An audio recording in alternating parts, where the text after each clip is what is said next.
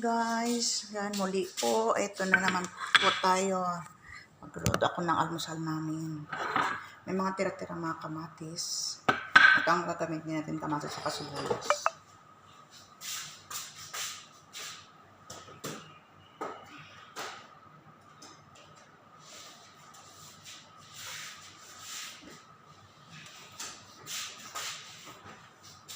Ayan, itlog at saka sili. Ayan guys. Ito sa aming maniho. Yung maniho dito, 2 itlog at saka mga sili. Yan, sahog natin itong mga sili. Mahilig kasi sa maanghang. Palibasa, Indiano, mahilig talaga sa maanghang. At saka hindi lang basta maanghang, maanghang na maanghang. Yun ang hilig niya. Kaya yung 2 itlog, maraming sili ako nilagay. At saka kamatis, sibuyas. Yung mga tira nito, ito natin. Imayin natin, ganito. Sa amin, ano lang siguro, scrambled egg.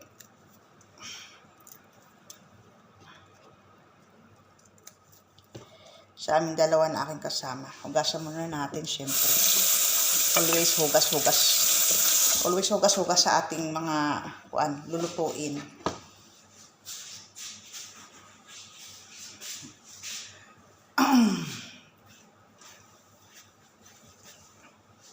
Lagay tayo ng apron.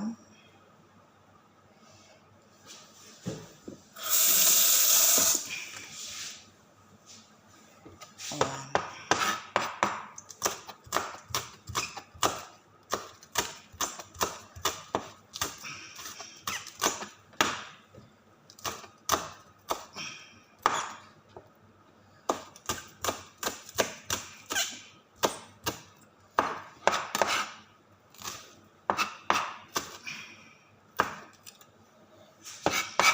Simpleng gisa-gisa lang.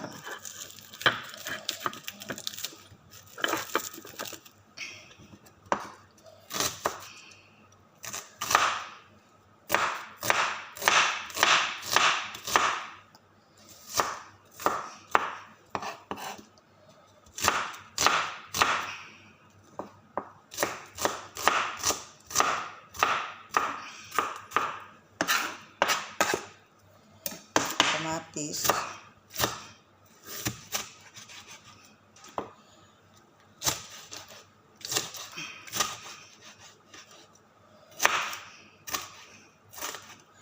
Dagdagan pa natin, mayroon pa.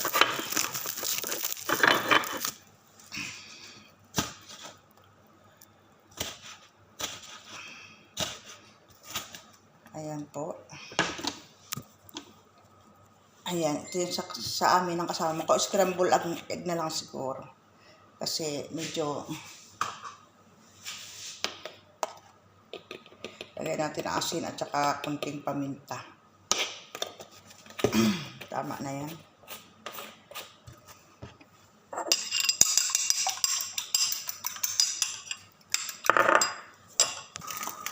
Ayan, scramble. Ito yung ulam namin. Thank you, Lord. Sa araw-araw na biyaya na ito.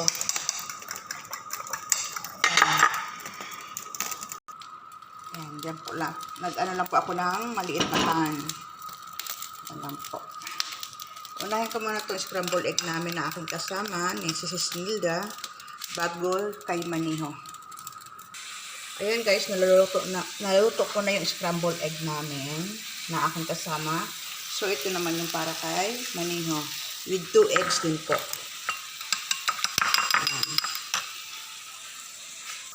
Ayan po, tapos na ang aking niluto. Yung ulam namin. Ayan. Ulam ni Mang